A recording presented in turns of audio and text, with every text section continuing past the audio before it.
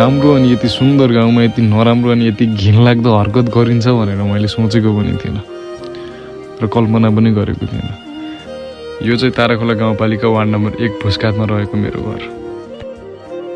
मेरो आमा विगत केही समयदेखि कृषि पेसामा लाग्दै आउनुभएको थियो र उहाँले कृषि पेसा सँगसँगै पशुपालन पनि गरिरहनु भएको थियो र जसमा अहिले हाम्रो घरमा 1.5 वर्षको एउटा राङ्गो र ब्याउनलाई चाहिँ 1 महिना मात्र बाँकी रहेको एउटा माउ भैँसी थियो।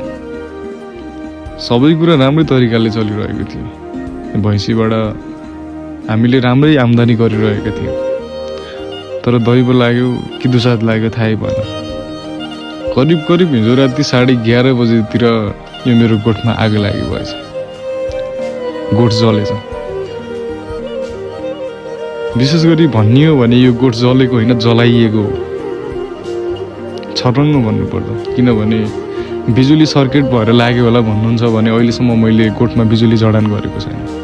भैँसीलाई कुडो फाँडो पकाउँदाखेरि लाग्यो होला भन्नुहुन्छ भने अहिलेसम्म मैले त्यहाँ गोठमा आगो फुक्ने गरेको छैन। जानी लगाइएको आगो हो र यो आगो लागेको कारणले गर्दा मैले 1.5 वर्षको राङ्गो गुमाउनु भयो र ब्याउनलाई 1 महिना मात्र बाँकी रहेको यो भैँसी नमर्नु न बाँच्नु भएको छ। यसको बाहिरी छाला आगलागीमा परेर जलेर पुरै नष्ट नै भइसकेको छ। हेर्ने हो भने एकदम दर्दनाक, एकदम काली लाग्दो पीडा देख्न सकिन्छ। ऊ पनि एउटा आमा नै हो। यसको आँखाबाट बगेको आँसु र सराब त पक्कै तँलाई लाग्नेछ। आगो लागिमा परेर यो बेजवान भैँसीले 2टी आँखा गुमायो। उसको शरीरको बाहिरी बनावटमा एकदमै असर पुगेकोले न पानी पिउन सक्ने न त घाँस खान सक्ने अवस्थामा छ। बडो विडम्बनाको कुरा। न पानी पिउन सक्ने, न घाँस खान सक्ने, उसको बाँच्ने अवस्थै छैन।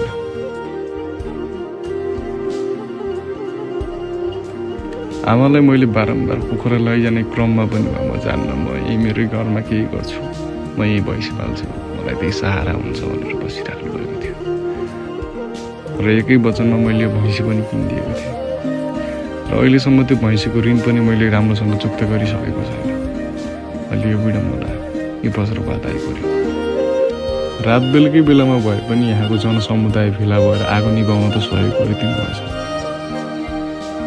तर मैले हिजोदेखि मेरो आमाको मनमा लागेको आगोको रात पनि अझै मेटाउन सकेको छैन। अझै पनि मैले मेरो आमालाई सम्हाल्न सकेको छैन, सम्झाउन सकेको छैन, बुझाउन सकेको छैन। तँलाई त म पानी मुनि गएँ छोडेर।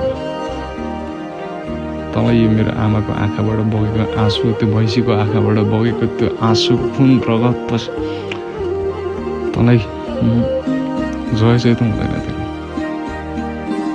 देखिनेछ। आज मलाई यो बोली तँलाई